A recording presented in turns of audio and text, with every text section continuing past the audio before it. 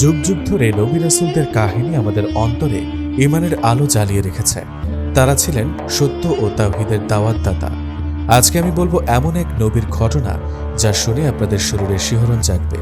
এটি হলো আল্লাহর খলিল হযরত ইব্রাহিম আলাইহিস সালামের আগুনে নিক্ষেপের অবিশ্বাস্য কাহিনী। সেই সময়কার মানুষ মূর্তি পূজায় অন্ধ হয়ে পড়েছিল। তারা কাঠ, পাথর আর মাটির তৈরি মূর্তিকে নিজেদের উপাস্য ভেবেছিল। কিন্তু ইব্রাহিম আলাইহিস সালাম দৃঢ় কণ্ঠে বললেন, হে আমার কওম, তোমরা যে মূর্তিকে পূজা করছো তারা না শুনতে পারে না সাহায্য করতে পারে। তারা কারো কোনো ক্ষতি বা উপকার করতে সক্ষম নয়। আল্লাহই একমাত্র উপাস্য, তারই ইবাদত করো। কওমের লোকেরা চিৎকার করে বলল, হে ইব্রাহিম, তুমি আমাদের দেবতাদের অপমান করলে, তুমি আমাদের ধর্মকে ধ্বংস করতে চাইছ, তাহলে তোমার বিচার আগুনেই হবে। তারা পরিকল্পনা করল ইব্রাহিম আলাইহিস সালামকে আগুনে পুড়িয়ে মারবে। দিনের পর দিন কাঠ জমা হলো। আগুন এত ভয়ঙ্করভাবে জ্বলতে লাগলো যে তার তাপে আকাশের পাখিরা নিচে পড়ে যাচ্ছিল। এক বৃদ্ধ লোক বলল, আজ আমরা ইব্রাহিমকে পুড়িয়ে ছাই করে দেব। আরেকজন বলল, এবার দেখা যাবে কার শক্তি বেশি, আমাদের দেবতাদের না ইব্রাহিমের আল্লাহর। অবশেষে তারা এক বিশাল মেশিন বানালো যাতে দূর থেকে ইব্রাহিম আলাইহিস সালামকে আগুনে নিক্ষেপ করা যায়, কারণ আগুনের কাছে যাওয়ার সাহস কারো ছিল না।